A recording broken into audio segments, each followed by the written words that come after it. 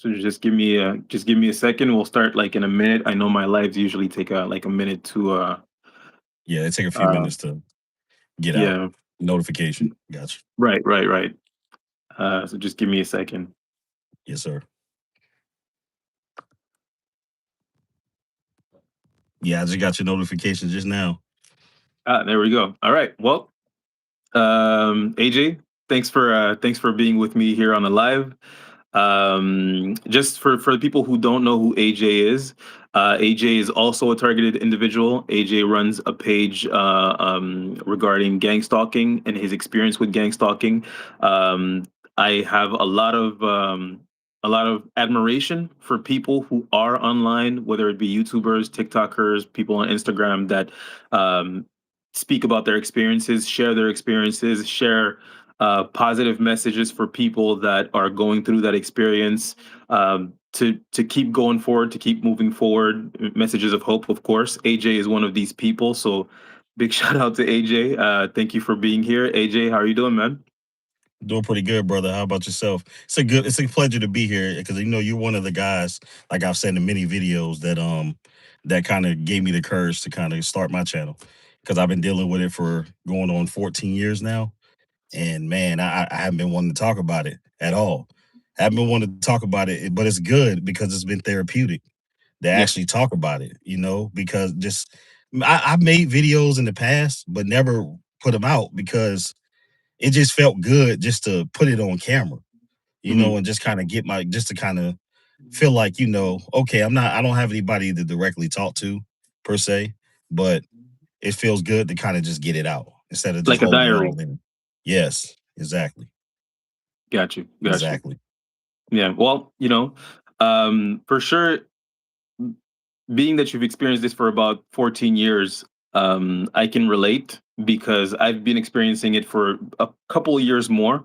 Now, I've only been um, aware of what gang stalking actually is for about a year, but I've known for pretty much all of this experience, that something strange was happening and that it was involving hacking my phone.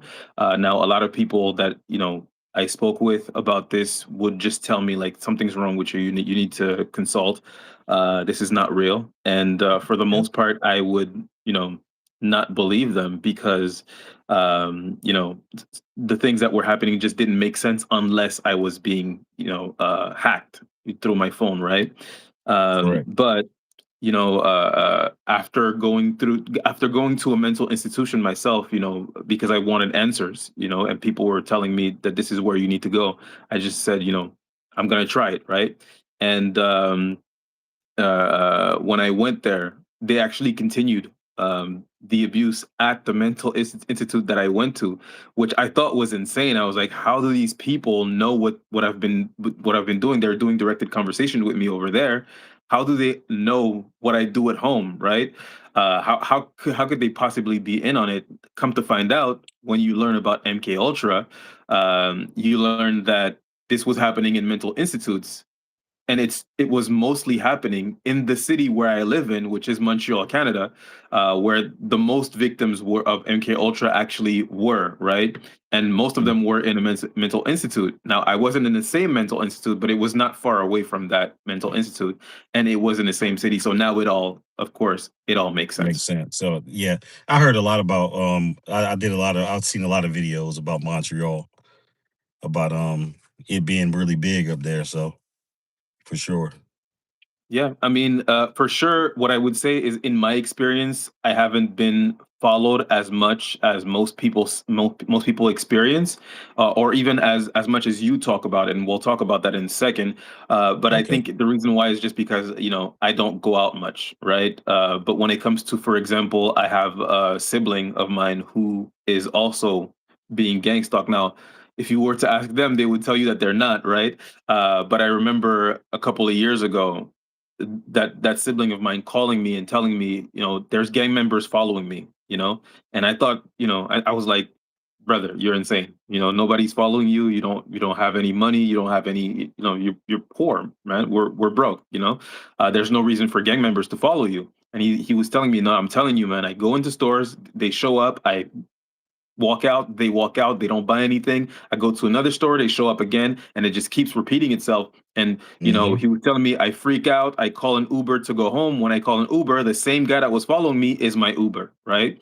And for a long time I thought he was insane, and I didn't even give it much thought. Even when I found out that I was being gang stalked myself, and I heard about V2K, DWs, and my brother, my sibling, also spoke about hearing voices. I never put it together, right? Until I spoke to a person who told me that he was being followed, and when he called an Uber, the Uber that showed up was the person following him, and then it just clicked. I'm like, that's exactly what happened to my brother, right? And then I'm learning about V2K, and at first I didn't believe it, but then I'm thinking about his experience, and I'm like, well, he's definitely gang stalked, and he's also hearing voices. It must be true, right? So that's really what made me start believing in V2K, because I've never experienced it, but for sure, he has, right?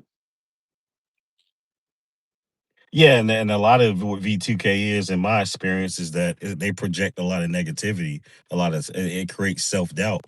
Yeah. You want to do something, like it's like you want to do something, to make yourself better, Hmm. or you have a goal in mind, and that V2K just it just tells you don't do this, don't do this. This will happen, that'll happen. Yeah, Now, yeah, have you ever experienced V2K?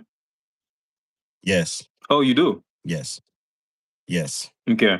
absolutely, Do you want to talk a little bit about absolutely, that? Because I do want to confirm what you are saying, which is it's always negative stuff. It's always, it's never like yes, you know, just hearing voices, or, hearing somebody talking to you. It's usually it'll the experiences I've heard of people, and also from my brother, is they'll either mimic the voice of somebody else telling you something that is like horrible about yourself, going like really hitting your insecurities, because they know that's what's going to yes, make you react, right? And with my brother, I'm not going to talk about the exact insecurity he had, because it's like a ridiculous insecurity, and it's something that's not even true about him. But he definitely believed it to the point where he was, you know uh, um, getting rid of some of his stuff, burning stuff. And I was just like, this is such bizarre behavior, but now that I understand V2K, I'm really understanding what was happening to him, but what was your experience, what is your experience with V2K? How common is it? If you want to talk about how common it is, if you want to talk about what they're saying exactly, do you want to talk about in what moments does it happen? Just let me know, walk me hmm. through it. Oh no, we can, yeah, I'll get into it for Yeah. sure. Everything. So okay, so for a little while, and it kind of slowed down over the years Okay. because there was no truth to it. So in the earlier years of me being targeted, there was a rumor that that I had something I couldn't get rid of. Um, Now, if you want me to, divulge further than that, I don't think you STD. have to. I don't think you have to. But yeah, yeah, but so there was I would go to work Hmm. and I would just be around and I would hear people that that I work with. I'll hear it in my head, their voice, like you said, saying things, Hmm. saying things that I'm like, wait a minute, did they just say that? Did they really just say that? And they didn't say it, or at least the perception was that they didn't say it. That's what they told you. Yeah. But I'm just yeah, Yeah. and it's just like I just like over the years, like I want to do something. I want to do something positive. I want to make some changes in my life, and it'll be a voice that will say no, no, no, don't do it, don't do it, don't go outside, don't do this, Now, and I'm just like, wow, was this voice responding to you talking to yourself out loud, or to your thoughts? both, Wow. both. So So I'm basically, like, I'm sorry. Go ahead. no, go ahead. So if I'm let's say if I'm writing something on the blackboard, or and I'm kind of just reading over it, going over it, and then just me obviously saying something out loud to myself, Mhm. that's when I'll have them question or create self-doubt in my mind that you shouldn't be doing this, you shouldn't do that, Yeah. even though it was going to be progression in my life. Yeah. Yeah. It was going to bring some kind of trying to move forward from this, Hmm. in a sense, to kind of just let's get past this. Let's move in spite of what's going on. Let's move forward. Hmm. Let's not let this affect us. Right. Right. So it took a while. I was dealing with that for years before I just got to the point where I was like, you know what, I'm just gonna I'm gonna find ways to not let this continue to affect my life. Right. You know? Right. Absolutely. Yeah. So it's really interesting that you talk about that because I remember the first time I heard about remote neuromonitoring, which seems to be what you're talking about. They can sort of hear, or your thoughts are being monitored, right? And the Yes. V2K is responding to your thoughts. And of course, it's always derogatory stuff, right? It's always stuff to make you feel worse about yourself, or to shame you in some kind of way, right? Um, the actual experience of gang stalking seems to be really revolved around getting someone to react negatively in some way, to become violent, to become abrasive, to become irritated, so that at the minor inconvenience, at the most minor inconvenience, you'll just kind of blow up, right? They're the experience seems to be trying to create the camel with the straws on its back, so that anything else that happens in your life becomes the last straw, and you'll just completely react, and they can just like move back and have plausible deniability, basically saying, we had nothing to do with this. This is clearly a person that like lost their mind, when really they've been piling on and piling on and piling on. And then, you react to something, and people think you're either violent, crazy, dangerous, things of that nature.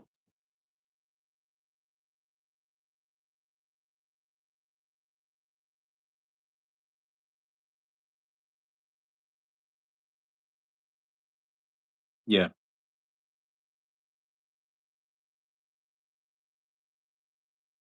Okay. Yeah, man. I was just going to get some food. I was having a bad day personally. Got Mhm. my food. I left out the drive-through. I see two guys in the car. I get out Mhm. the car because I'm going to a store. So I run into these guys, and I noticed I was dealing with V2K with those guys. So Mhm. something told me these guys, because they would do these symbols to me. I mean, these signals to where they'll do the like stuff like that. And Yeah. Yeah. so they did that, and I was already having a bad day, and I was just like, what is going on? What are you talking about? And then I hit one of the guys in the chin. So Well, yeah, not my proudest moment, but they were terrified. They left, but it was just an in the moment thing. Like I was having a bad day, and when you're dealing with so much psychologically dealing with this, they got the exact reaction they were looking for that day. I'm not ashamed to tell that story because we've all had moments to where it kind of got to us. Now, some of us well, didn't take it that far, but I did. I took it that far that day. yeah. I mean, uh, I would be the last person to be in a position to judge you, of course. Being that this has been happening to me for the past 19 years, you can imagine that, I'm a man like every other man. I have my flaws. I can become aggressive when when pushed, of course. And this program is really, and I really want to emphasize that this program is really built that way. It's built to constantly push you, while it's sort of like a throwing stone and hiding their hand situation, right? It's They constantly poke, provoke. People in a narcissism universe call it the gotcha game. It's where they poke, poke, poke, poke, poke. You react, and then they go, "See, look, this person is unhinged. This person has issues, right?"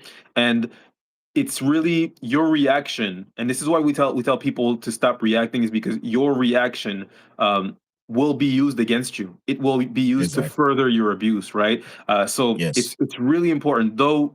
I do understand we're all humans, and I want you to understand that, whoever it is that's listening, and also to you, my brother AJ, if you reacted to the abuse that you're going through before, you know I'm not judging you. You shouldn't be harsh on yourself.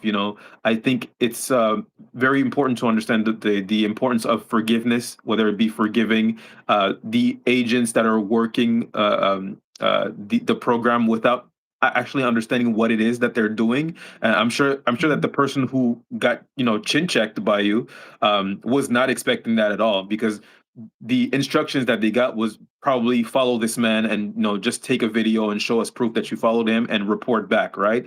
And next thing you know, he's getting chin checked. Now he doesn't understand. I am currently the last straw on this camel's back, and you know the what I'm attracting towards myself is violence, and it's deserved. But never will he actually understand it, right? All he knows is he followed you, he followed someone that he was told might be a dangerous individual, and you confirmed that you were a dangerous individual to that person, right? in that moment. Meanwhile, Yes, yeah, meanwhile, the dangerous individual is you're following a stranger. What's wrong with you? What's going on through your mind that you think that this is okay to like follow strangers around and document what they're doing and harass them? You're the danger to society, right? So I really want to make sure that we emphasize the importance of forgiving ourselves for reacting to the abuse that we go through for like decades, almost, right, for years, right? Because there's a lot of people that would not have handled this abuse as well as we have. They would have done much worse, and we have proof of that. There are many targeted yes, individuals who have gone to commit mass violence and mass unalivings, right? And of course, the police never investigates, but we know who these people are, and often, we even have proof of themselves calling themselves targeted individuals, saying that they were gang stalked before they committed what they committed, before they were either imprisoned or passed away. So, you chin checking someone, I really want you to know. I'm not judging you. You shouldn't judge yourself. Forgive yourself, move on, don't do it again. but but it's really important to understand the reason you shouldn't do it again is not because that person doesn't deserve it. Because sometimes people deserve to get their jaws checked. Some things I've done in my life, I deserve to get my jaw checked, and I have, and I learned my lesson, right? So I really think it's important to understand the reason why you don't do that is because it's gonna work against you, and because the experience you're going through is an experience where you have a growing army of people, a constantly growing army of people that are making sure that your life is as bad as it can be. You have to be on your own team, and being on your own team means you got to do whatever you can to make your life as good as it can be. You cannot fall into this cycle of I'm going to get revenge or I'm going to take out my anger, because that's going to be used against you. exactly. I agree. Yeah. 100%. Yeah. So, with that being said, I just think it's important to forgive yourself, right? So, that being said, you were talking about V2K. Do you want to talk a little bit about what it is that they say? You said that it'll mimic the voice of like your coworkers. Have they ever mimicked the voice of somebody else, like a family member or something like that? I Family know member, this is a yes, common. Okay. yes, Okay. yes. My mother in particular.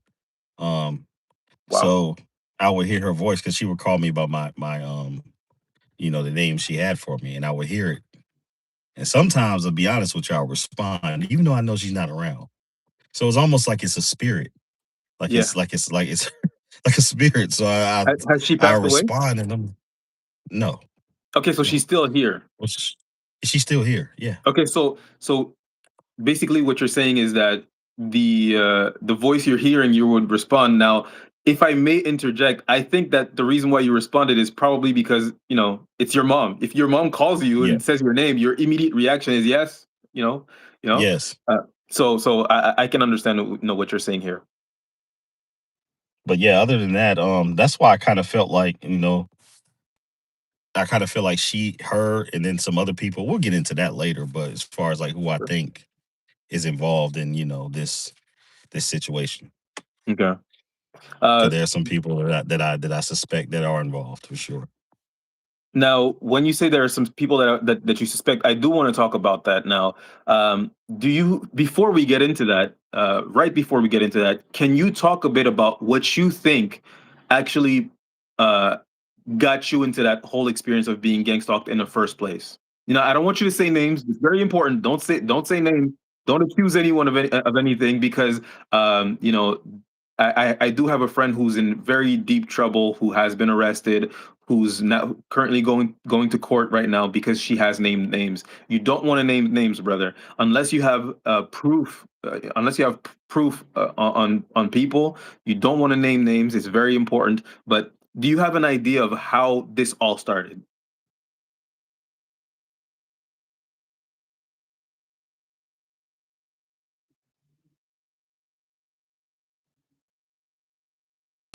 2012. Um, I was going to it was like the first week of February into January. I was going to work the entire week, Monday through Friday. Okay. Um, the cops kept coming to where I was staying. I had roommates at the time. They showed up Oh. Monday, Tuesday, Wednesday, Thursday, and then they finally caught up with me on Friday. Um, so there was something that happened prior to that, a legal situation, that I wasn't aware of per se, and I had to go sit down for a little bit for just a month or two, to deal with that. And I noticed when I got out, that's why I feel like it goes back past, the October 7th, 2012 date that stick with me, because that's when I noticed that things started to, it felt the world felt different. And that at that particular day, the world felt different. Everything felt different. That's when I noticed that everybody started to change. So before that, once I got out, the situation, noticed my roommates and everybody started acting a little, it was a little weird. It was a little different. But I didn't pay attention to it. Didn't think nothing of it. Um, I don't know if you want I, I I was do, man. I addicted do. to. As long as you're comfortable. I made a video about it, but I was dealing with a drug issue where I was into like K2 spice. I don't know if you Okay. know what that is, but dealing with that at the Is that time. like synthetic weed? Yes, yes. Okay. Okay. So I got into that, for a little bit, and I was dealing with that for a few months, 6 months prior to me, kind of not fully realizing what was going on, but everything started to change. And Mhm. I believe honestly, my roommates, and my mother is responsible for this. I For honestly believe putting you that. in the program, for putting you in this program, you think your mother is Yes. responsible and your Yes. roommate? Yes. My roommates. Yes. Okay. Yes. Let's remember not to name any names now. Do you happen to would you be willing to speak on why you think they put you in that program? Did you have like a disagreement? Yeah. Yeah. Okay. With both parties. Room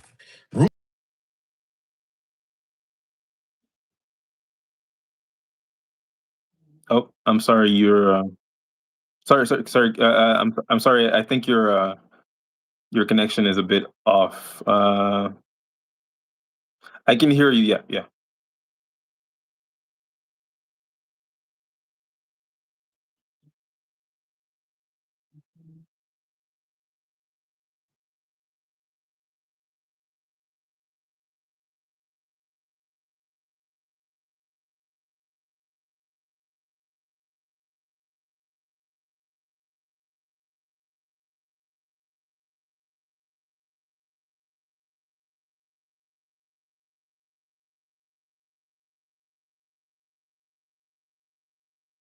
I'm hearing in the chat that they can't hear you. I can personally hear you, but your video is the video is okay. Now I can now your video is up.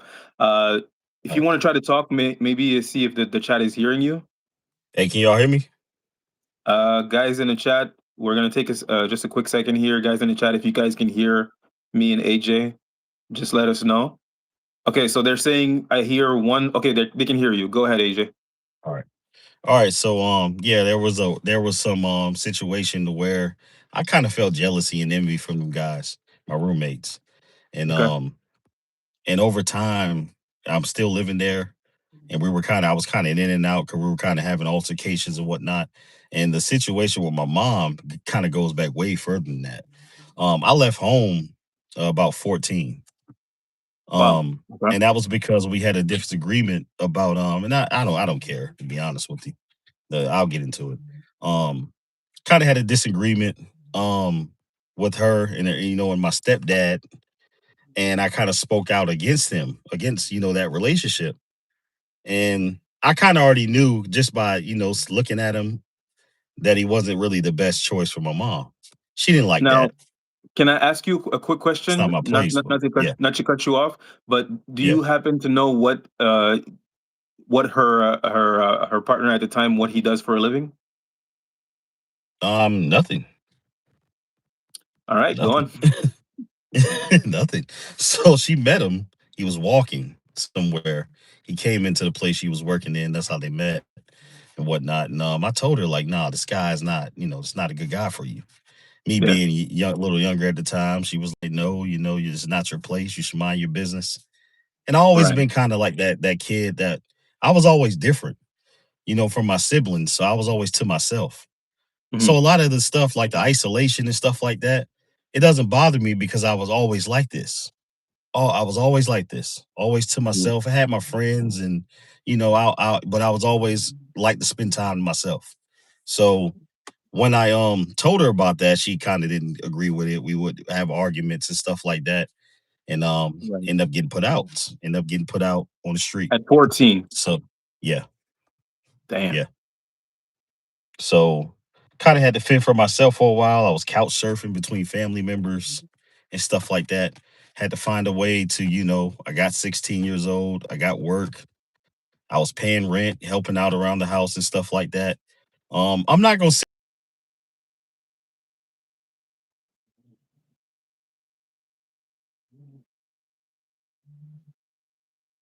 Yeah, I was selling drugs and stuff like that. So yeah, I'm not perfect. I'm not gonna sit here and act like I was perfect, but I was really young. So yeah, just kind of not knowing, just kind of not having that guidance, from your parents or people that of that course. mean you well, you Yeah. know.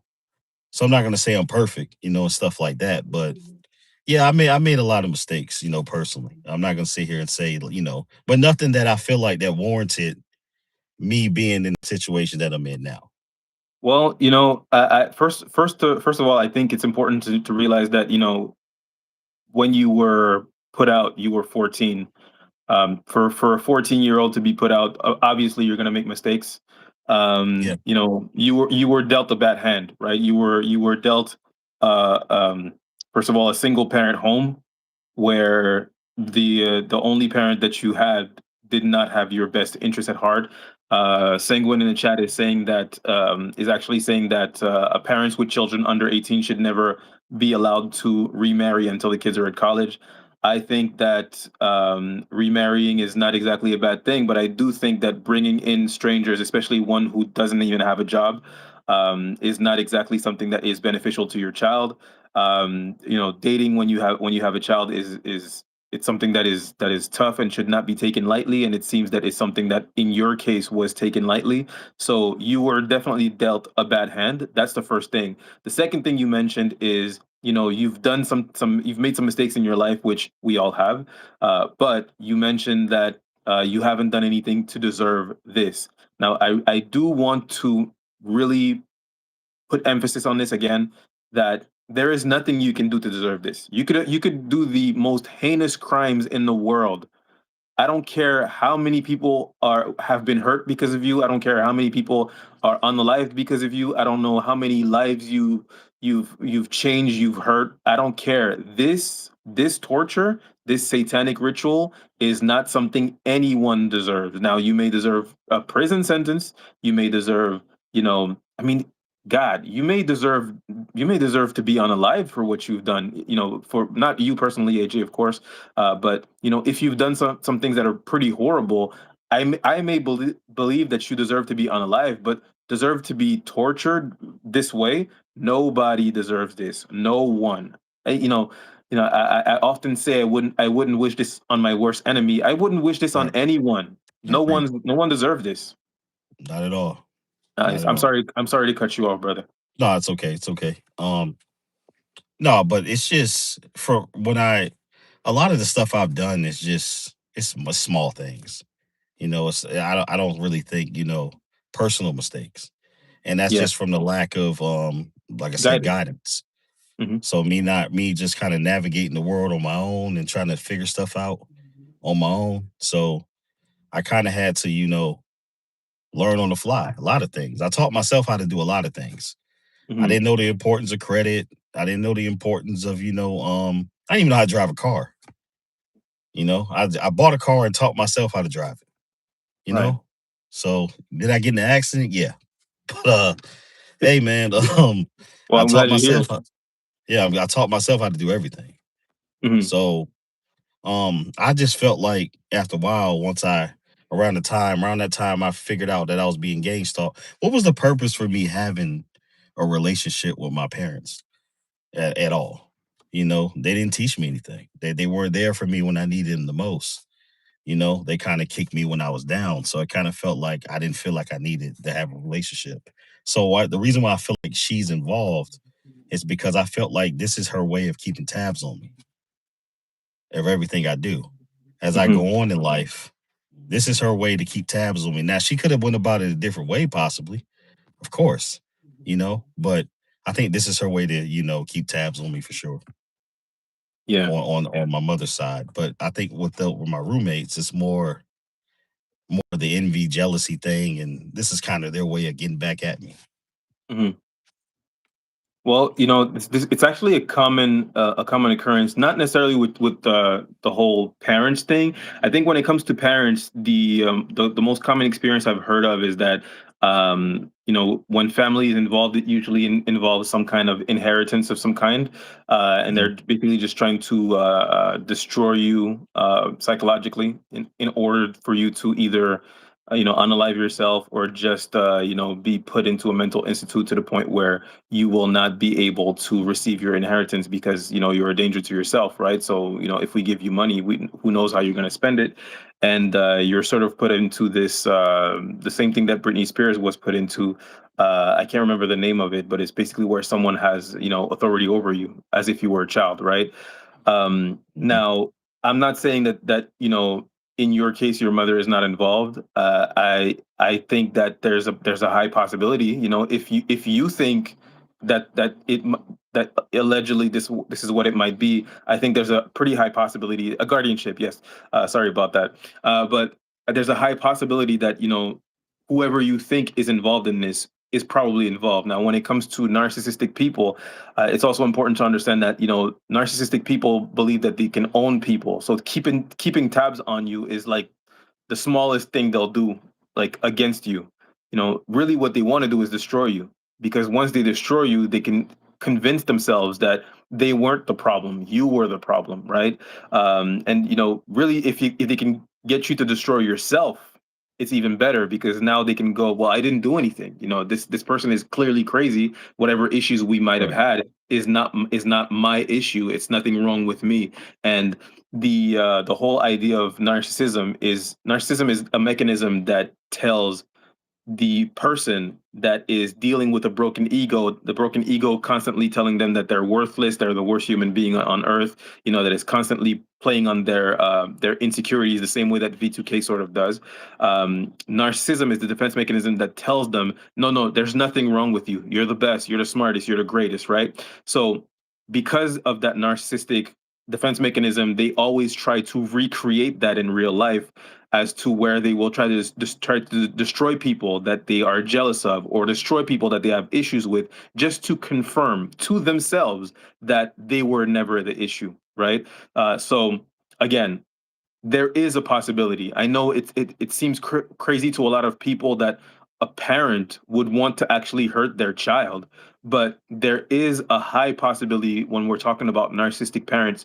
And of course, when we're talking about a parent that kicks out their child at 14, we can only, you know, we can't necessarily say that this is a parent that is, uh, you know, narcissistic or anything like that, but we can already say to ourselves, this is probably a bad parent. If you're throwing out your child at 14, that's insane. That is insane behavior, right? I mean, this is nothing normal at all. I'm sorry, AJ. I think your connection has yeah, I think AJ's connection is a gone. Sorry about that, guys. Let's see if we can get AJ back online.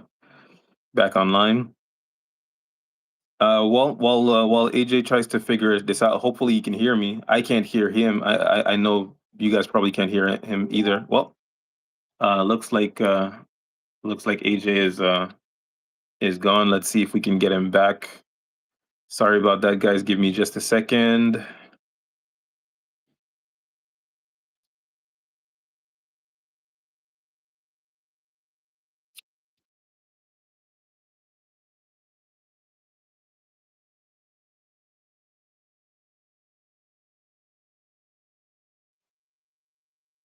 Sorry about that. Just give me a second, guys. I'm gonna see if I can get AJ back online. Um, just give me a second. I'm gonna contact him on a.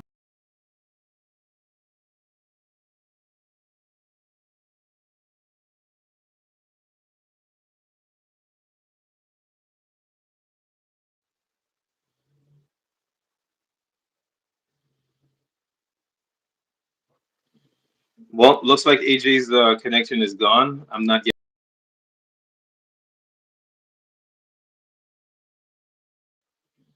Yeah, sorry about that, guys. Messages from him on Instagram. I know there was a couple of perps on in the chat. Well, there's one again here. I know there's a couple of perps in the chat talking about, trying to basically discredit what it is that we were talking about here. So, well, sorry about that, guys. With that being said, let's continue to look at the comments. I'm just going to respond to some of the comments that you've been talking about. Hopefully, AJ can figure out the issue with his connection, and we'll be able to continue chatting. Um, yeah, I don't know that AJ can call in. We're in different countries. Um, that would be complicated. Yeah, of course, disruptions on the internet, another tactic that can be used if they want to. It is very unfortunate. I've done lives with two people, and both of them have had issues with their connections. So hopefully we can get AJ back. Give me a second, guys.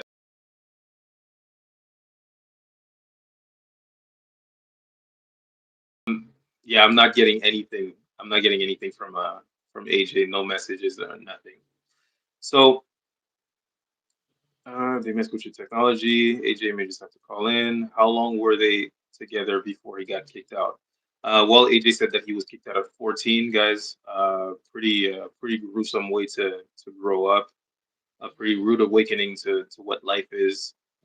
Obviously, the things that he had to do to survive were not optimal. They were not good things, but we don't judge AJ because a 14-year-old having to figure it out is horrible. I know for myself, my situation was a bit similar, where I I was thrown out of my home when I was 18, and my I was actually in college at the time. Well, it looks like AJ is back. Hold on, guys, just a second. Looks like AJ might be back. Hey, AJ, how's it going? I can't hear you. I can't hear you, bro. Uh, I can't hear you. No, I can't. Actually, hold on just a second. Yeah, go ahead. AJ, are you Oh, still can with you hear us? me? I hear you. Yeah, I'm here. Can you hear me? I Yeah, I don't think can everyone's hear you, doing but this it's live, very man. low. Hold on, let me turn it up. I don't. Can you hear me? It's very low, very low. I can hear you, but it's very low.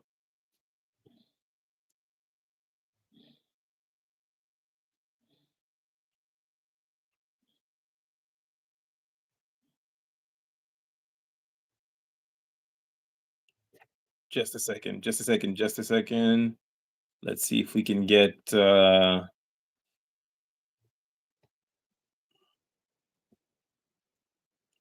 What? Can, can everybody in the chat hear me? Can you guys hear AJ? I Just can one hear second. you. Can you guys hear AJ? Yeah. Because I can hear you, but it's very low. Like I said, it's just very low. Hold on. No, my Let me use stream my crashed. my Bluetooth, see if I can hear you. Yeah, yeah, my stream crashed, bro. Like my phone got started getting hot, and it just started moving in slow motion. I shut the phone down and restarted it, and I saw your message, so I was Okay. trying to get back on. Okay. Well, I can I don't hear know what you. that I can means. hear you in my headset now, AJ. All right.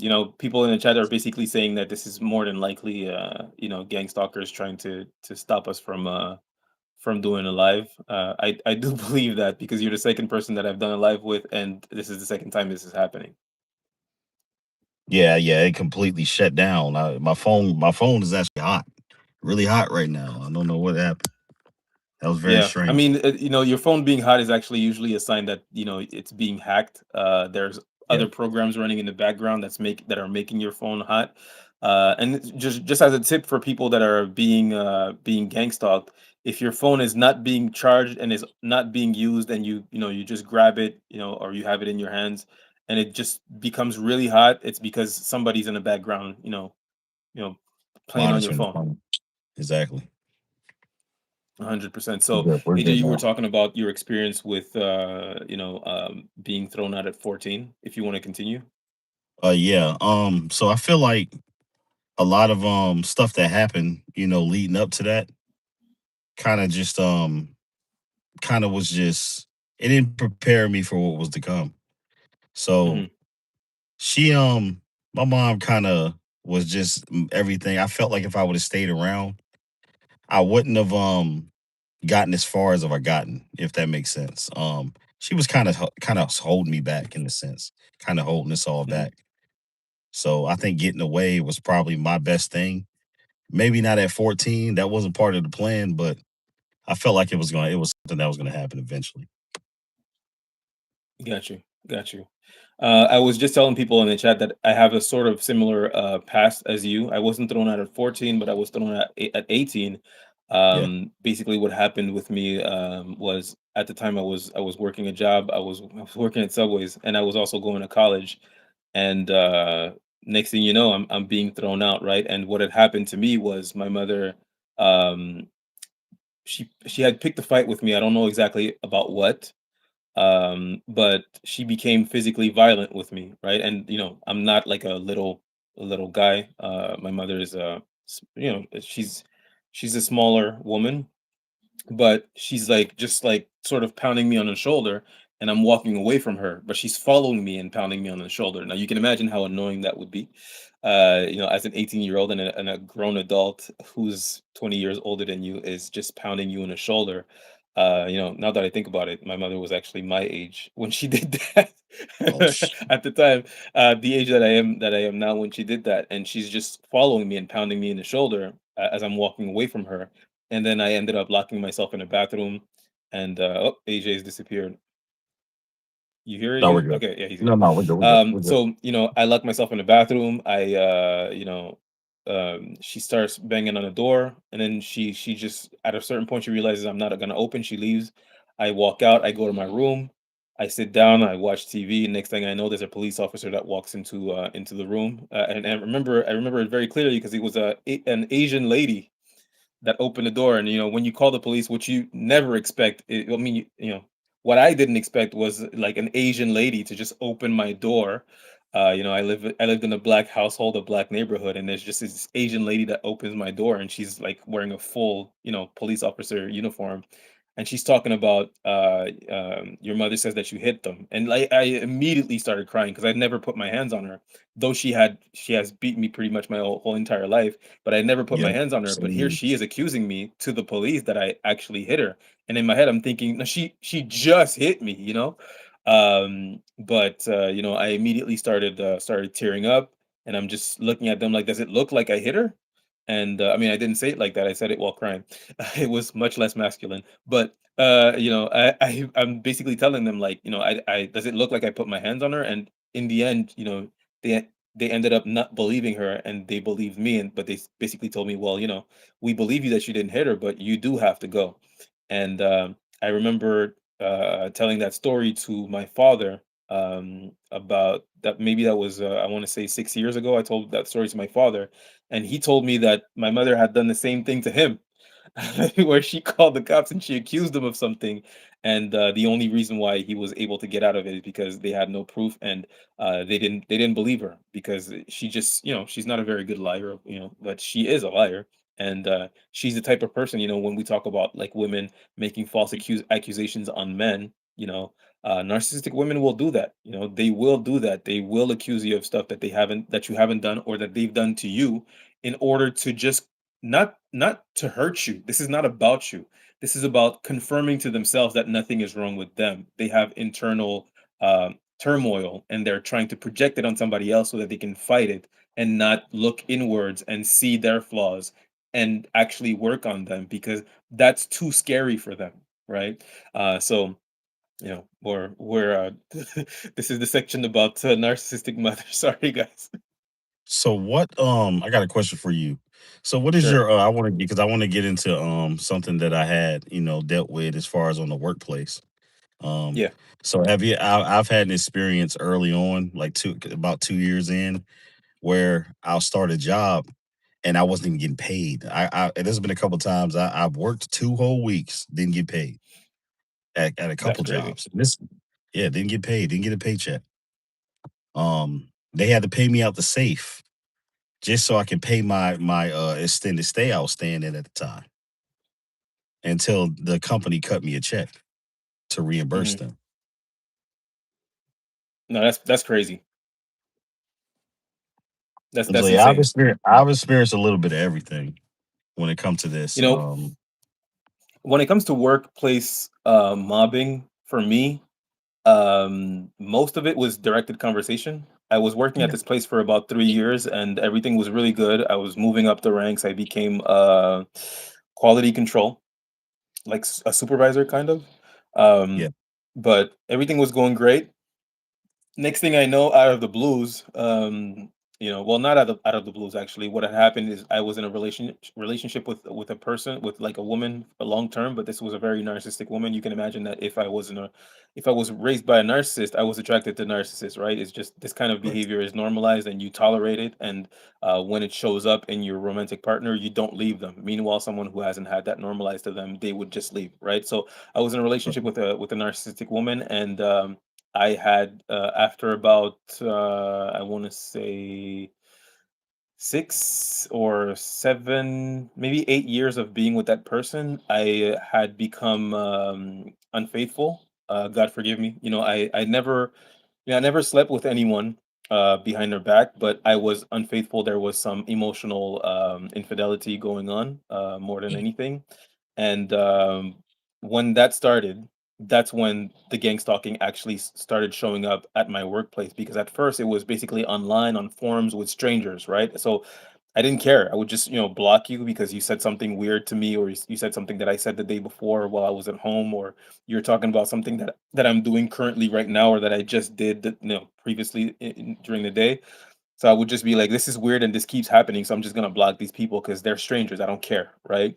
But then when I had become unfaithful to my then girlfriend at the time, um, the workplace mob, and I had been unfaithful with someone at work. That's when the workplace mobbing started. People were basically making allusions to things that I was doing the day before. They were either doing it in conversation with me or conversation within my earshot, and they were really making sure, like, these are people that are sitting next to each other, but they would walk next to my desk and just stand there and start talking to each other, right? And making sure that I hear what they're saying while they're talking about things I said the day before, quoting movies I watched the day before, quoting video games I played the day before, just anything that, like, I would have done the day before. And usually it would be things that, like, they wouldn't even be interested in. I'm like, why are you talking about Final Fantasy? You're like, uh, a young 20-year-old chick who doesn't play video games. Can you explain to me why you would talk about Final Fantasy when I started playing it yesterday? What is happening? So it would be directed conversation, things of that nature. Um, Repeating things that I said in conversation to other people.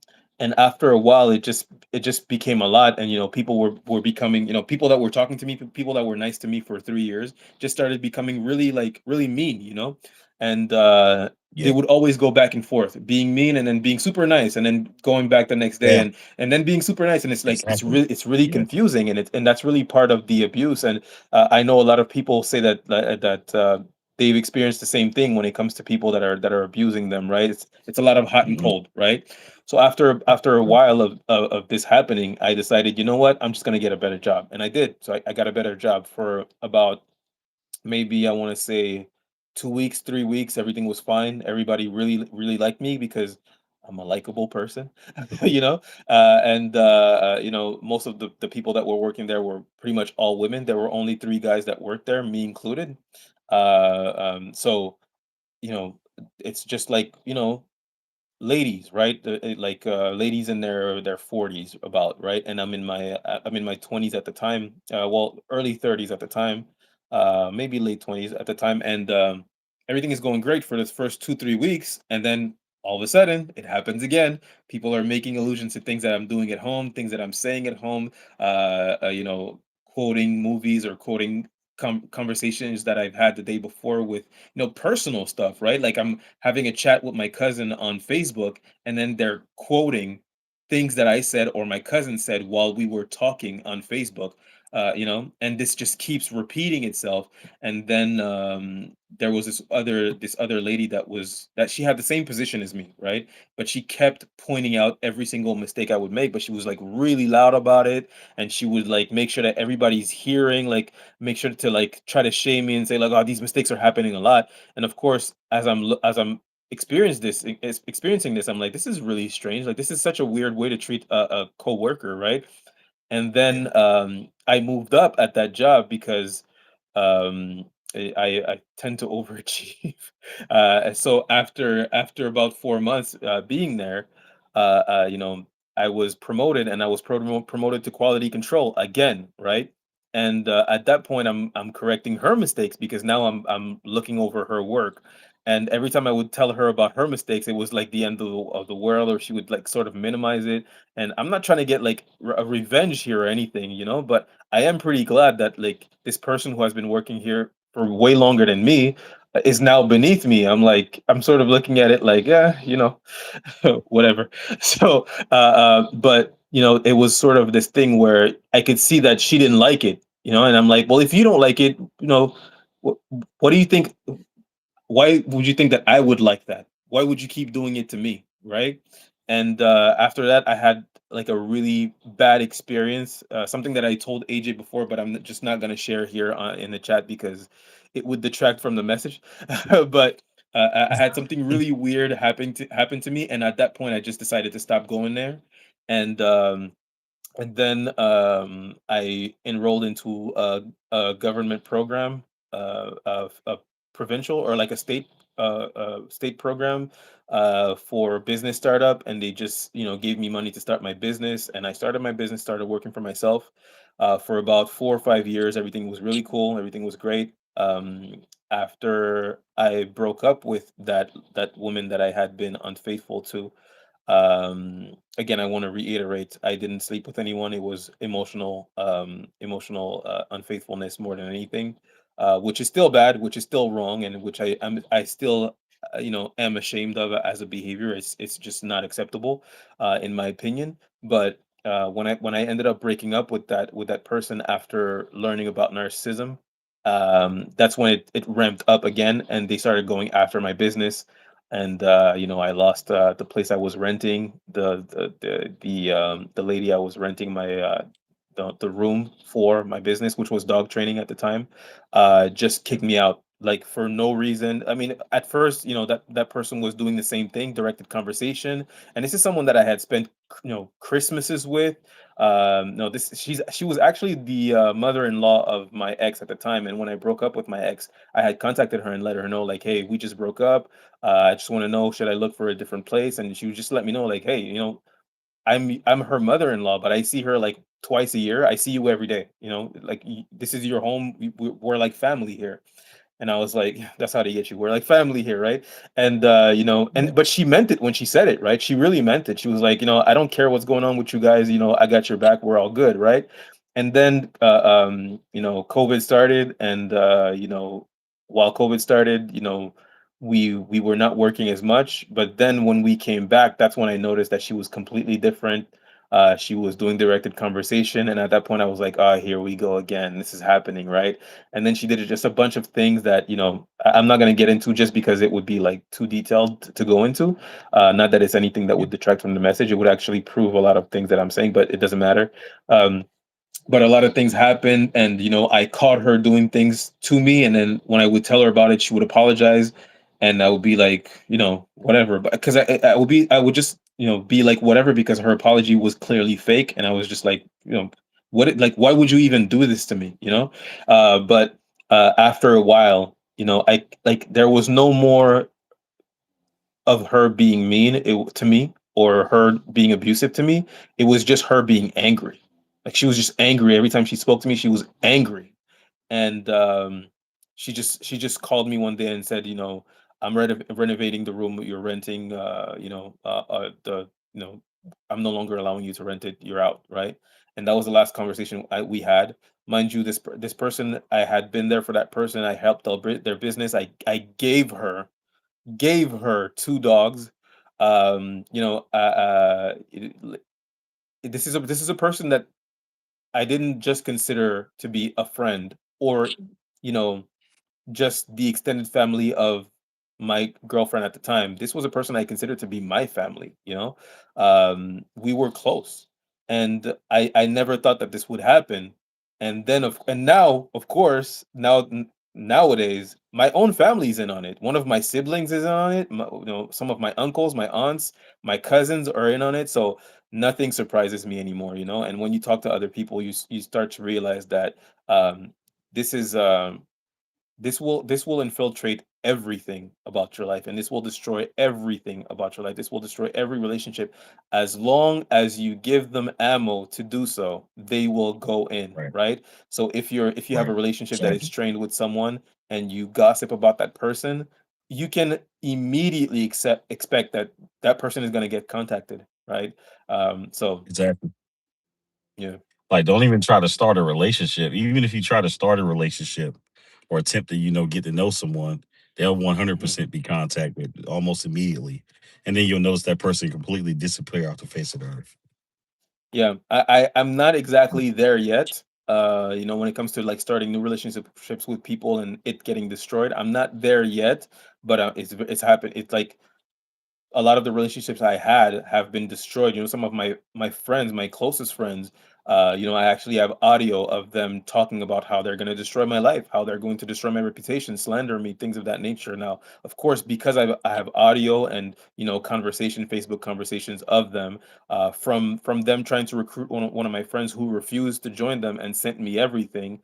I do intend to sue these people, but it's devastating. It's like you know these people that are recruited, the people in your life that are recruited, these people do not understand what is happening. All they see is what is being told to them. They see your reactive Mhm. abuse, you losing your shit while going through this experience, going through this ordeal. So for example, in your case, it might be, you punch somebody, maybe somebody was recording you. I've had that situation, with people in my life where, this couple, the husband comes to me and he starts talking, crap to me. And, when he was talking crap to me, I just sat there and just listened. I mean, I just stood there and listened to him because, this person put no fear in my heart. I was just like, I wish you would stop talking and just put your hands on me so I can really do something to you, right? But Right, that didn't exactly. happen. And then as soon as this person stopped talking and finished making his threats, because they were making threats, they were saying, if you don't stop talking about us, as if I was talking about that person. I wasn't. But if you don't stop talking about us, something's gonna happen to you, blah blah blah. And then as soon as he finishes talking, he sees that I'm looking at him and I'm not saying anything, and he just kind of takes a step back. And when he takes a step back, I'm looking at his body language and I'm realizing this guy's afraid. He's afraid, and he should be, because I think a lot of them. you know I think a lot of them are. A yeah, lot they of them are they, they afraid. are they are cowards, and just like that person you chin checked, that person didn't expect that, so they just start running. If you chin check me, I mean, if you chin check me as a kid, I mean, I'm not gonna do anything, but if you chin check me today, we're fighting. It like there's nothing else going on. I'm getting my leg back. I'm trying to inflict the maximum damage on you as possible. I'm really, there's no you chin checking me and then me running away. You chin check me, and my immediate thought is I'm gonna break something on you. I'm gonna break your shoulder. I'm gonna break your hand. I'm going to hurt you, right? But this person, these people, they're really cowards. They don't think anything is gonna happen to them because they don't see the full picture. All they see is what's being told to them. They see your Right. reactive abuse, and they think And also they see the reward because these people are often getting paid to do what they do, right? Or they have some kind of incentive, such as, if your role into what we're doing leads to an arrest, you can get this reward, right? And I think it's important to realize that. But in my personal situation, this couple, the husband was talking to me and making threats at me, and as soon as he was done talking, I'm being completely silent here as he's talking, and as soon as he's done talking, he takes a step back, and I'm just like, oh, this guy's scared, So so I'm just like, I just looked at him, I'm like, are you done? And then he just didn't say anything, and I'm like, have a great night. And then I just like looked away, right? And he walked away. But as I'm walking back to my car, his wife is parked right next to my car filming me, right? So the whole time they were just trying to get a reaction out of me, trying to get me to do something to them, right? So I think it's really important to understand that, reacting to the abuse, I'm not saying don't defend yourself. If somebody puts their hands on you, you know while out, right? Go crazy.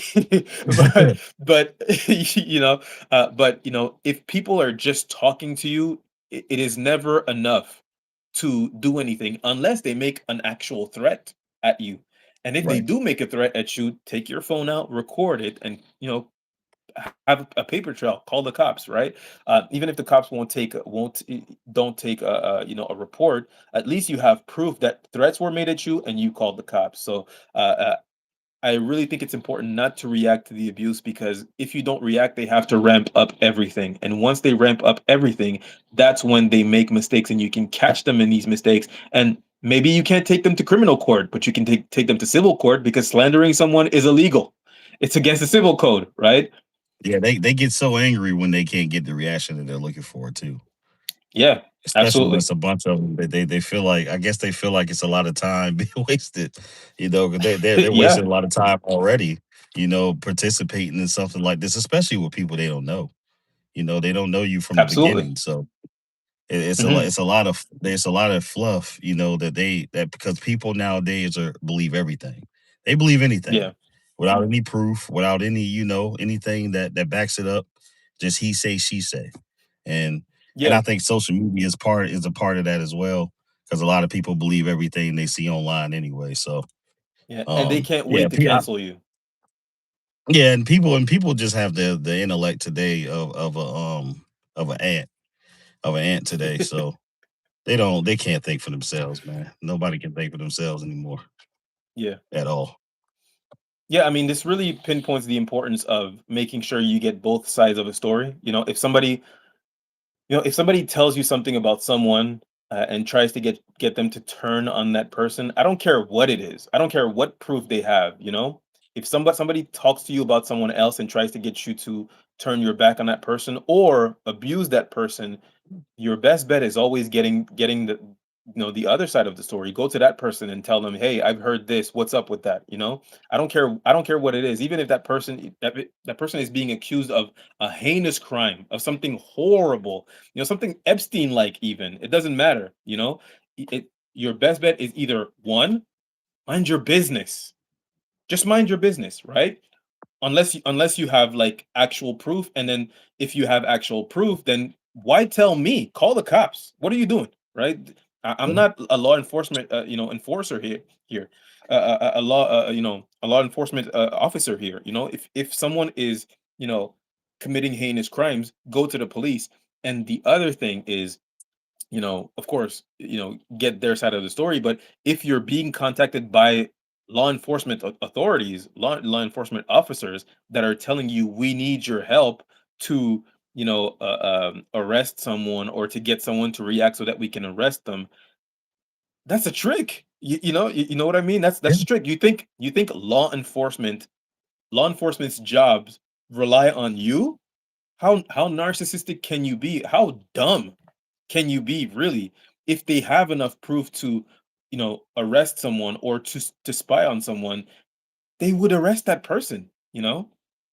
Like, I think one of the reasons this crime is able to sort of prosper is because a lot of people are not even aware that organized harassment is a thing, that community harassment is a thing. They're participating in it without realizing that what they're participating in. This is a satanic humiliation torture ritual. right? And I'm sorry, going, once you pass away, I mean, I'm a Christian, right? So this is my belief, right? But once you pass away, you don't get to, look at God and say, well, I didn't know, right? Like, well, I didn't know I was participating in a satanic ritual. You go to hell now, congratulations. So often people think that I'm talking about these things because I'm trying to save my reputation. I'm trying to, gain back my friendships. I never want to talk to you motherfuckers in my life ever again. I don't care if you're Right. my sibling, my cousin, my uncle, my aunt, my friends. I never want to address you motherfuckers for as long as I live. You will never hear a word from me. You will never hear me say bad things about you. You will never you will never hear my voice speaking to you ever again, right? What I am trying to do is I'm trying to save your soul because you're going to hell. What are you talking about? You can't participate in a satanic ritual and go to heaven. That's not how that works, buddy. Right. I got a question for you too. I know you were Sure. talking about the internet stuff, forums and stuff like that on the internet. I've been trying for so long to find proof on the internet, something like tied to this. I think there's something out there, but it's just hard for me to find it. It's hard. Proof It's like of gang stalking, me being targeted. of being I haven't been targeted. able to find any. Um, Yeah, I haven't find any. Haven't found any. yeah, I mean, I didn't find it. I didn't find it on the internet. What happened is, um, my gang stalkers recruited one of my friends into this, right? And my friend was trying to recruit my other friend, or our common friend, into it as well. And when they tried to do that, my other friend basically contacted me and let me know, hey, these people are really mad at you and they're talking about you. I mean, they weren't expecting that. Of course, when she sent me the messages, these people that were talking about me, my ex friends, were saying, oh, I trust you not to talk about this to anyone, and blah blah. And this guy is really dangerous, and this guy is really horrible, and we have to make sure we have to stop him, and we have to do this and we have to do that. Slander his name and destroy his reputation. Like that's really what it was about, right? And when she messaged me and told me like, oh, they're really mad at you, and she was telling me why they're mad at me. Basically, when I saw that, my immediate reaction was send me the messages, you know. And what I didn't expect her to send me audios because I thought it would just be written messages on Facebook, but it was actual audios. And when I pressed play, I couldn't believe who I was hearing because one of the person that was talking, I was at her house the day before, and she was doing directed conversation with me during that day, talking about things that are super personal, to me, in my personal life. And when she did, I just thought maybe I'm being paranoid. Sorry, I got a super chat here. High Vibe Living says, keep exposing this loud and proud, be smart with it. Thank you very much for the super chat, much appreciated, brother. Uh, but what was happening was basically, I was at her place the day before she was doing directed conversation, but here I am, thinking to myself, maybe I'm being paranoid. This is weird. It is weird that she would mention so many different things that are really personal to my life, but maybe maybe there's maybe I'm just looking too deep into it, right? And then I get home and she sends me the messages, and I didn't listen to the audios. I just read the messages, but then the next day I wake up and I press play and I'm like, this person invited me over yesterday to her house, Mm. and I'm just losing my. I'm like, this is incredible, And I sat on this proof for about a year, uh, thinking to myself, perhaps if our interactions are positive, she will see that whoever they've shown myself to be to her eyes will change. She will see that, like, this is not true. She will speak to me, and tell me what's going on. That never happened, obviously. So after about a year of things getting worse and her doing things, slick things to kind of hurt my reputation, and then asking me like, "Oh, are you mad because I shared this and talked about this and that?" And I'm just like, "I don't care what you do, baby. You do, like, that's your karma. That's what you got to deal with. You want to talk about personal things about your life, even if you think it makes me look bad. I don't care. That's it's all good, because everything, at least the things you're saying are true, right? So, I just let her know it's okay, right? And after a while, I just saw that she wouldn't stop, and I was just like, well, you know what? Maybe we're not friends, right? So I unfriended her on Facebook, and then she messaged me saying, I saw that you unfriended me on Facebook. You blocked me from all your pages. Is it because I was sharing things, personal things, and it was pertaining to my experiences, with you?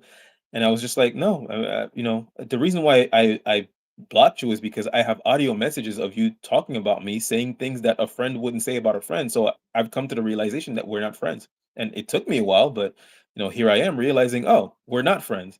And you've made that clear. And I thought I would give you a chance, to see me for who I really am. And I'm seeing that it's not happening. So with that being said, I'm blocking you. And then she messages me talking about, oh, well, that person that was talking about you, I don't talk to that person anymore. We had a huge falling out. I'm like, "Babe, I don't give a fuck what y'all had, nigga. Fuck out of here." So I'm sorry. I'm trying to keep It's it all good. professional It's all here, good. but It's all right. It's all right. uh, you know, I'm just like, I don't care. I don't care like what falling out you guys had. I was a friend to you. I've done nothing to you. I've done nothing but be kind, be a friend to you. You invite me to your house to do directed conversation with me, and when I try to talk to you about this thing, you're gaslighting me, telling me that that's not what it is, and you're not a part of it. Come on, man. Like, just consider yourself lucky that I'm not a vindictive person and I'm leaving you alone. And I think that's really one of the most important things with gang stalking is realizing how lucky you are as a person that you're being allowed to live your life in peace, because we're not. I'm not here to hurt anyone. I don't wake up in the morning and think about hurting people, but you Right. guys do. And you should really, instead of toying with my life or toying with other people's lives, really you should just consider yourself lucky that you are allowed to live your life in peace, because I've done wrong in my life, but so have you people. But no one was spying on you, or maybe someone is spying on you, but that person is not using evidence against you to ruin your relationships, ruin your livelihood, ruin your family, destroy your family, destroy your psyche, make you think you're going crazy, make you seem like a schizophrenic person. That's not happening to you. Consider yourself lucky. Wake up in the morning, thank God, thank your lucky stars that you're not going through what I'm going through. Because if you were going through what I'm going through, I promise you, baby, you would not handle it well, and you No, would not be absolutely as not. graceful as I Absolutely not. am, and give you mercy for parts, and you wouldn't give me the mercy that I'm giving you for participating in your destruction. Right. But I feel like the reason why I talk about a lot of the positives that's tied to it is because I don't want to come on here and then every video that I make is talking about all the negative aspects to it, because there's plenty of channels that Yeah, do that. So yeah, yeah. there's not a lot of channels that that kind of look at the bright side.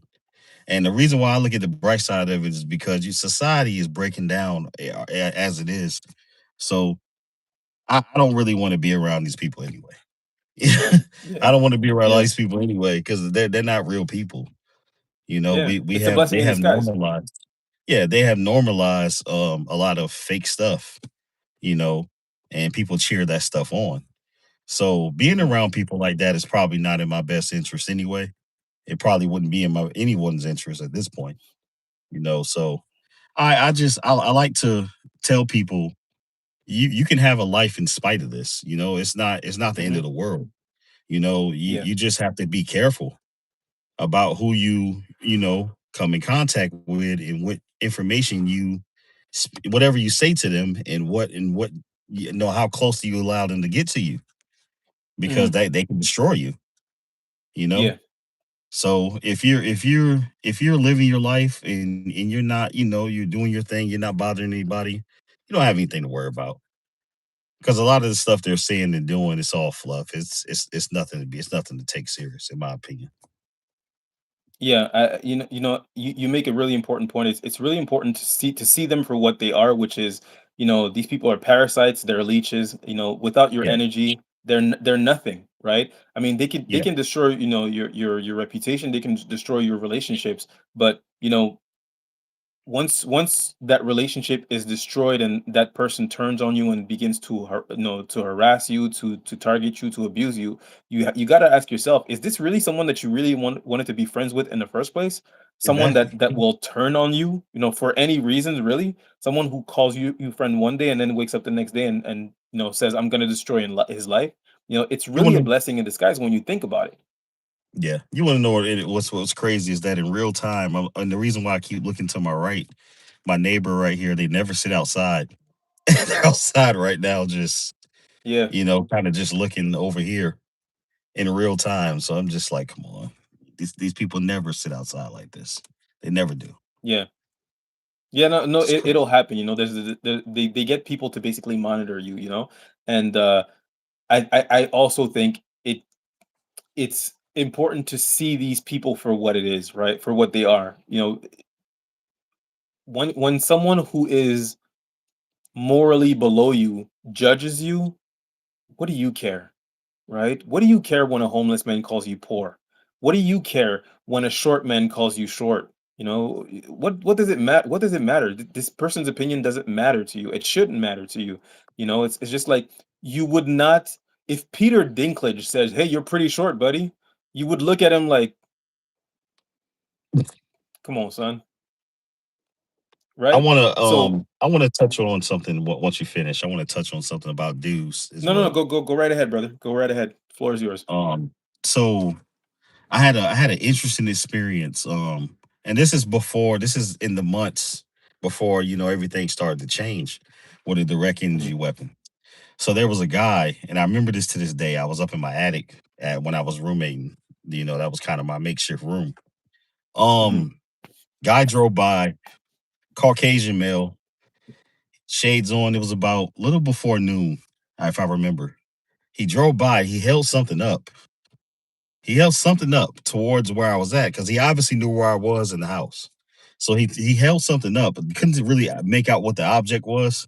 But I felt Hmm. it in my chest.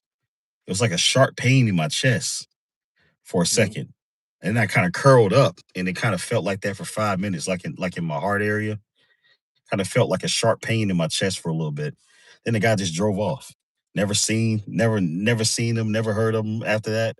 Just a strange. That was my experience before I knew exactly what I was going through. Before I knew what gang stalking was. I do remember that day, and I could never forget that day. But doing my research, I kind of saw that okay, that's a direct energy weapon. That's someone driving past, and he knows where I am in the house because obviously they know where you are, Yeah, they and that have happened twice. heated cameras, And like another heat experience I sensitive had, cameras. Sorry. is when I was driving, and another white Caucasian guy had shades on. He flashed something, and it kind of took my sight for a second, for just a quick second, for like probably. And he flashed something, and it kind of caught me in the eyes, and I kind of temporarily went blind for about 10 seconds. So those are my only two experiences that I had with stuff like that I can recall. That Okay. I directly remember. Not Wow. can't really make out what those things were, but it was just a strange those two strange moments that I had, you know, dealing with this. Well, when it comes to the flashing your eyes, I haven't heard much of that experience, but when it comes to people being targeted with directed energy weapons, I would say that usually the symptoms will be sort of heartache, like your chest pains. Yeah. That's very common. Nausea, vertigo, um, feeling hot, and the other thing that people talk about experiencing is their hearts will start pounding, right? That's personally, when I experienced directed energy weapons, it only happened to me on one occasion. It was 3 times in a row, but it was during the same, like, within the same 5 minutes, right? And I was driving, everything was cool. I was just cool, right? I'm just driving, right? And a car was behind me, and I just felt nausea at first, and I was like, this is weird. I feel like throwing up. So I turned down the heat. 'Cause I live in Canada. It's cold up here. I turned down the heat, and I'm just like, maybe if I'm cold, I'm not gonna feel so nauseous. And then I'm feeling dizzy. I'm like, what is going on? And then I really felt my heart. pounding like real fast, and I'm trying to catch my pulse, but I'm driving, so I'm unable to, right? But I'm convinced, I'm like, my heart is pounding, and then it stopped, and then I keep driving, and it happens again, and the same car was behind me, and then the third time it happened, the same car was behind me, and at that point, I'm starting to think to myself, I don't have panic attacks, I don't have anxiety attacks. That's never happened to me. Something is going on. So I moved to the side and I let that car pass me, and then it never happened again. Yeah, that's interesting. Yeah, that's very interesting. I can't, like, some of my experiences. I just can't fathom. I would, like you said earlier, I just wouldn't want anybody to go through a lot of the stuff I've had to experience. Over the No one years. deserves this. Just not at all, not at all. And the fact people are willing to participate and do stuff like this, I honestly think some people volunteer. I've always said that I think people volunteer, and stuff I like mean, this, especially when they feel like they're I doing definitely think a that. good deed. When they're doing a good, when they feel like they're doing a good deed, they'll volunteer their time. Which, who's willing to waste that much time out of your life? To I kind of feel like you said, a lot of these people are losers, man. They just they don't have anything to look forward to. They kind of giving up on their own life personally, so they feel like, ruining someone else's will make their life better. I don't know. No, I really a don't know. 100%. I do believe that a lot of people who participate in that in that kind of activity, they're sort of, well, a big component of this, and I think this is not spoken of enough, is you have to understand that your abuse is synchronized, it's organized, they're working in teams, right? So a big component of this when recruiting people is they're looking for people who feel the need to belong to something, to belong to a group, right? It's sort of Exactly. like Yeah. recruiting teenagers into a gang, right? Hmm. It's pretty much the same thing. It's like it's a cult. It's just a cult. They're looking for people who lost sheep that are looking for a sense of belonging. Like I belong to this group, right? And it's very enticing to people who are looking for their pack, for their tribe, for their family outside of family, right? It's very enticing because it gives them that feeling of we're doing something good, and we're working for the betterment of society, and this person is a danger to society. This person is a bad person, and they don't feel, and really it really explains because one of the most strange thing about this experience is how unempathetic the people that are participating in this ordeal against you are. How gleeful, how happy they seem to be while doing it. They're like, destroying your life, and they have a smile on their face. They're like, "Oh, he can't figure it out. Look, we got him, and he's lost. He's trying to figure out what's going." And it makes them really happy. And you got to figure that not all of these people are bad people. Not all of these people are narcissistic psychopaths, right? But once you enter a cult, what happens is the leader of that cult is usually a narcissistic psychopath, and basically he's using you as a proxy, and he's selling you the story, convincing you that what you're actually doing is, yes, cognitively you are smart enough to know that ruining someone else's life, that's evil, that's bad, it's unacceptable. However, the narcissistic psychopath, like Lucifer, convinces you that yes, this is evil, but the end result will be good, right? And because the end result will be good, the ends justify the means, and the action is forgivable, right? And really, what I try to do, I know there's not a lot of hope in getting people to stop gang stalking or to come out and speak on what they've done. Once they realize what they've done wrong, because they're putting their lives in danger, much like we are, you and I, AJ, by exposing it.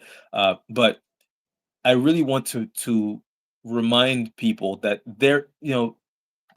the road to hell is paved in good intentions. Just because you think you're doing something, you think you're working towards something good. If what you're doing, if the actions you're doing are bad, you're still going to hell, right? And Right. like I said, I'm not trying to rekindle none of these relationships I lost. I don't care how close we were. I don't care what we've been through, what memories we shared. I don't care how much you want to be my friend again. It doesn't matter. We're done. This is over. I forgive you 100%. I want nothing but great things for you in your life. stay away from me. But what I do want you to know is your soul is important. This body we have is temporary. Our soul is Exactly. forever, is It's for internal. eternity. Correct. Where do you want to be when this is done? Where do you want to go, right? And I try not to put too much emphasis on it because I try to focus more on just making my life better because there's not a lot of people on my team. I can't join yours, right? You got to figure that on. You got to y'all, you gang stalkers have to figure that out on your own. But I do think it's important to remind people, um, the word of the Bible, which is judge them by by their fruits, right? Which is, you know, if you're, it doesn't matter what your intention is. If your action is bad, it's bad. Period. Correct. Right? There's no doing bad in the name of good. So that's my my little 2 cents on that. And I want people, that's listening, that's here right now, to understand it's okay to don't be afraid to tell your story, to give your testimony on what you've been going through. Don't be afraid because 99% of the time, they're not going to physically do anything. It might intensify. Don't get it. Let's don't. I'm not going to say it's not going to, because it definitely will. Yeah. It's definitely Yeah. going to Thank you for your intensify. honesty about that. Yeah, it definitely will. So, because Mhm. I've everywhere. It's like a lot of what I deal with is definitely stalking. Everywhere I go, they're everywhere. Mhm. Um, they Is it often the same traffic. people or is it usually different people? Different people for the most part. Okay. Different For people, the most part. but they kind Okay. of know. Well, obviously they know what we're doing, or what we Mhm. do every day, and how Yeah. we go here, we go here, we do this, we do that. They know. Yeah. So it's that traffic, constantly cutting me off, braking, brake checking, um, high beams, um, Yeah. flashing their lights, in my face, their high beams in my face, stuff like that. I've even had people, just a few months ago, actually, I'm driving through a parking lot, and the woman intentionally backed into me, intentionally. I've had that happen. It's a bunch of stuff, man. It's just it's unreal. They don't It's really. Well, I can tell you this. They mhm. When I'm in this vehicle right here, that's when a lot of the weird stuff happens. But I have another one right here that's equipped with cameras all over. So Yeah. none of the I get nothing. I get none of that That's when I exactly get what I on was gonna in that ask you. car. Actually, I was gonna ask you, does it happen? Does it ever happen when you're with people, or is it always when you're alone? No, it happens when I'm with people, but it's that they think it's just normal stuff, because they think that Yeah. people are just, are just crazy or whatever. And I'm trying to, Yeah. like, key in and tell them, like, hey, this is going on, maybe because I'm with you. So this is happening. And I want to Yeah. cue you in this, but they don't believe me. They don't believe me. Yeah. They don't believe that this is happening. Yeah. They're kind of acting like they don't believe me, but I think they know. Well, I think they're aware. I think one of the important things to mention, and it's important to acknowledge our own feelings in that experience and give ourselves room to have these feelings. But one of the feelings that I used to have around this experience of being gang stalked is the frustration of not being believed, the feeling of despair that people don't believe you, especially when things happen right in front of them, or you show them proof. Like uh, for myself, the only person in my life who actually believes me is my wife. That's it. Nobody else believes me, right? But the reason why my wife believes me is because she was with me when we went to these people's houses for Christmas and we spent time with them, and she's privy to all these conversations that we had with them. And then she heard the audios of them talking about how they're going to destroy my livelihood, my reputation, my life, right? And when she heard that, she was just like, "Wow, you were right. I didn't believe you at first, but you were right. These people are pretending to be your friend, and they're grouping up and recruiting to destroy your reputation. And then, of course, the people that they were talking about destroying my reputation with, or my relationships with, these relationships got destroyed, and she saw that in real time. So she believes me. So oftentimes when I get cut in traffic, she'll say something like, take his license or whatever, and Yeah. because she believes me.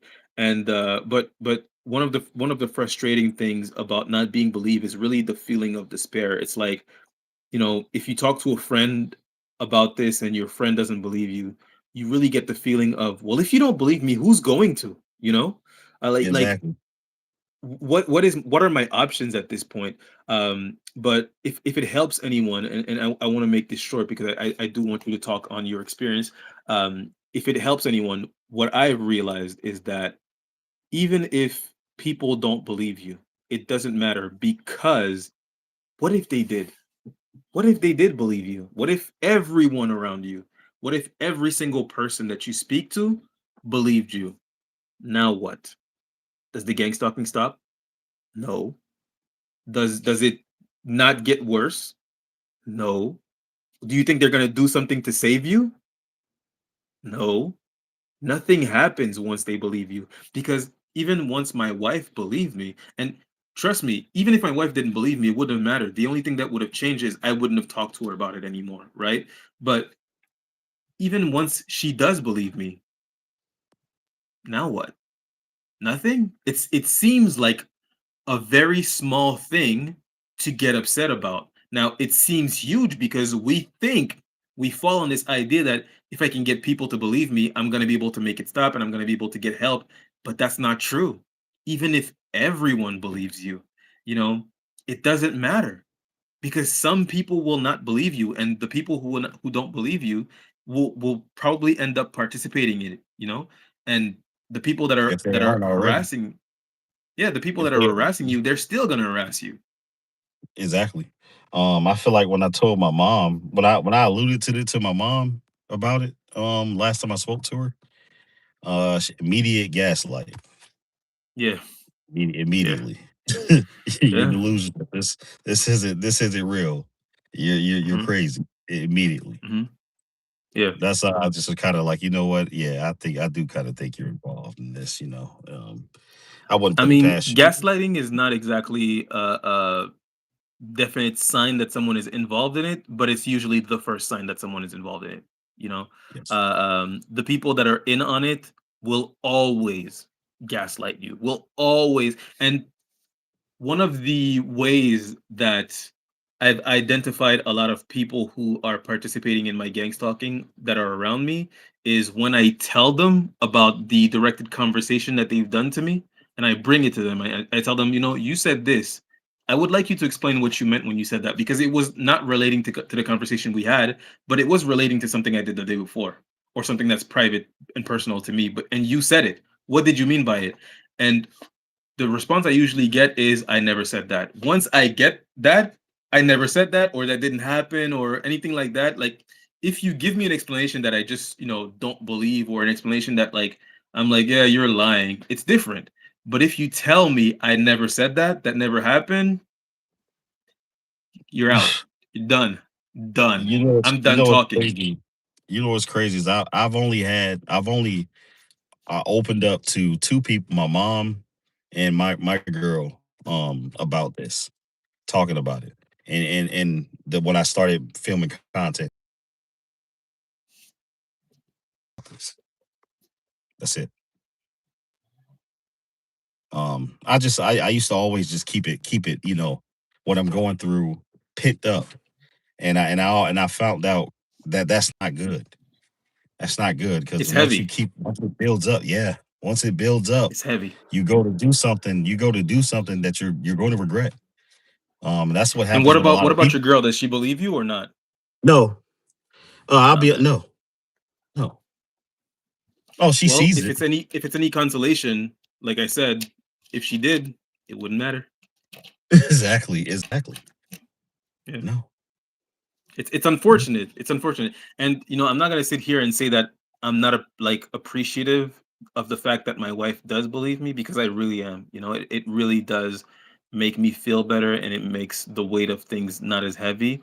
But it doesn't change the fact that my wife needs a husband, you know? Yeah. And she's aware of what I'm going through, but at the end of the day, a husband's position is not to rely on their wife for emotional support. A husband's job is to be the emotional support. you know. Exactly. um Exactly. so at the end of the day, I still have to be the umbrella that shelters her from the rain, you know, and I have to take the rain, you know, and the rain is heavy, but it's still my job. So I appreciate her believing me, and you know, not thinking I'm crazy, but it doesn't change anything really. At the end of the day, Correct. I can't hold her up to the rain. I have to be the umbrella still. And that's like when we had children. That's what made me kind of just like, you know what, I'm gonna have to put this behind me because it's not about me anymore. You Yeah, know, I gotta provide. I gotta do, what I need to do. And it's in spite absolutely. of what I'm going through personally, I Yeah, need to just deal with it. I gotta find a way to deal with it in a healthy manner. That's why I quit drinking and smoking because that can mess you up a lot, especially when you're dealing with something like this. That can mess you up a lot. So I quit yeah. I doing mean, all that I'm stuff. yeah, I'm glad to hear you say it. You know, and congratulations to you, and keep it up, brother. I mean, you know, in my personal life, I've never done any of that. It just never interested me. But I do think it's important to um, point out that when you're going through this organized harassment, gang stalking, community harassment, you know, mobbing, um, you cannot you cannot have these vices, you know.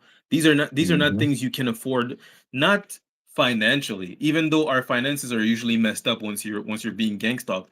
But I mean spiritually, you cannot have your energy given to these vices such as substance abuse, because you need all the emotional energy you're going to be able to use in order to focus on not reacting to abuse, because the abuse Exactly. is not just abuse, it's abuse that is tailored just for you by these you know, scientists that have been working on the psyche and how to break someone, right? So it's really tailored to make you break, so you're going to have to really work on yourself and focus on not giving your energy to anything other than not reacting and making your life better. I'm sorry. I think AJ just cut again. Oh, there you are. There you are. Okay. Yeah, they're playing soccer, um, and almost kicked the ball by my car, and yeah, this people are there's something else. Yeah. You just gotta kind of laugh it off. You gotta laugh it off. You just gotta There's go. something else. There's something else, man. Keeps intentionally doing it too. So, anyways, Yeah. Well, you know, one of the lessons I've learned when it comes to you know, being messed with as yeah, far as the gang stalking is, you know, it's unfortunate that you have to do it, but sometimes you just have to walk away. You know, you're not a yeah, tree. If you're being abused somewhere, walk off. Go somewhere else, you know? Like if for example, I was watching that video where, you know, that person parked really close to you to the point where like you neither of you could open your car doors, right? And yeah, all I could think to myself was, that's frustrating. That's really annoying. yeah, But the only yeah. thing you can do, and the only thing that will make you, that really will make you feel better, is park somewhere else, That's you know? exactly what I did. That's exactly what I Exactly. did. And then when I did it, they left. There you go. They left There you go. immediately after I moved, parked somewhere else. They left, Yeah. which was like, why did you come here in the first place? Especially if you weren't Right. conducting any business. You know, didn't make any sense at all. And you know, these kinds of things, of course, you know, these methods of abuse can always Yeah, let me. be chalked up to what's happening. Oh no, you're good. Let me close my garage. They actually hit my car. Hold on 1 second. No problem. But you know, like I was saying to AJ, you know, these kinds of things can always be chalked up to plausible deniability, right? It's like, oh, I parked next to your car, you know, and to the point where we can't open our car doors, but it's just an accident, you know, it wasn't intentional, you know. And so that's also one of the reasons why you can't react to these things, and they're always expecting that, oh, this is gonna be the straw that breaks the camel's back, or this is gonna be the one, right? And if you react to these things, the only thing that's going to happen is people are going to confirm what they heard about you, which is you're unstable, you're crazy, you're dangerous, right? But if you just look at it for what it is, as these people are losers. What would I look like interacting with these people in any kind of way, right? I just, you know, uh, again, I hate to use the example of a homeless person because we are all like two paychecks away from being homeless. But Right. two missed paychecks. I mean, but if a homeless person who reeks, who just smells super bad, he's dirty, started walking towards you and like bugging you, annoying you, you wouldn't have a conversation with him. You wouldn't talk to him and or do anything to that person. You'd walk away. And if they walked behind you, you'd walk faster, right? I mean, at least I hope you would, right? I mean, I'm not throwing down with a homeless person. Like it's not happening, right? I don't know. I don't know, like what's going on, or what this person might have. I'm just not participating in that kind of activity, So that's really how I want you to look at it. Is you have much more to lose than these people do. So once they start to interact with you and abuse you, put you through the ringer of like their torture or whatever, just walk away. Just step away. Let them have it. Let them have it. I'm still here. Give me 1 second. No problem, AJ. So I am gonna have to leave pretty soon. I have to go make supper for my wife tonight. She specifically asked for for lasagna, so I'm going to work on that. She loves my lasagna recipe. But I'm gonna get some last few words from AJ before we leave. If he has any questions or anything that he wants to add to what's going on. I'm just going to read through some of the comments here. They're talking about your Viking hat here, AJ. I don't know if that team is a good team or not. Sorry. Uh, Oh no, we're not. We weren't that good this year. no, that's too bad. No, my wife is from Senegal, and they just won the African Cup yesterday against Morocco. That was pretty amazing. Do these strange people go through training to be a gang stalker? So Beyond the Net is asking, do these people go through training to be a gang stalker? And the answer is yes. They're being coached on what to do. They don't actually go through any training per se, unless you're dealing with people who are doing directed conversation. And the people who do directed conversation will usually be people in your life, people you know. So they go through actual training on what to do. But if it's just people that follow you, they're instructed on what to do and what not to do, especially what not to do. So like they'll know, like, don't put yourself in danger. If you're being recorded, you can walk away. You can you should probably hide your face. Here's what we require, a video proof of you doing what we asked you to do. And you getting this close to that person and making sure you're not too close to that person. And that's it. That's really what they're coached on. But there's it's sort of like it's like a quick training. Like it's not like this deep, you're now an agent for us or whatever. It's really just you're doing role play, and these are the guidelines of what's happening. And if you follow it to the T, you'll get paid. If you don't, you won't get paid. And for the people that are closer to you, they're usually not necessarily paid. They have a promise of being paid if their work leads to your arrest. So often they'll participate, because they have a grudge against you because of something they've been told about you that you either said or did or said about them or anything of that nature. Oftentimes you'll be accused of crimes, or you'll be accused of racist comments or sexist comments, things of that nature. Just anything to make people kind of hate you, right? So it's there's not so much a training, but it's really like they will promise them things and tell them, here's what you can and what you can't do. It's like a quick tutorial. Are you with us, AJ? All right. Yeah, yeah, I'm back. Okay, I had to close my garage there. Yeah, I noticed Oh, that the good, oh, soccer good. stopped once I closed the garage. That's how it goes.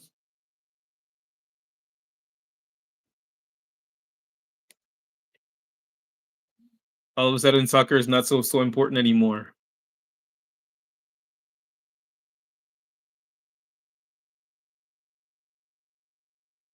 I don't know if people can hear you, AJ, but I can hear you, but your camera is frozen. Okay, okay, I got you now. I got you now. Uh, maybe. Hold on. All right. Now I can hear.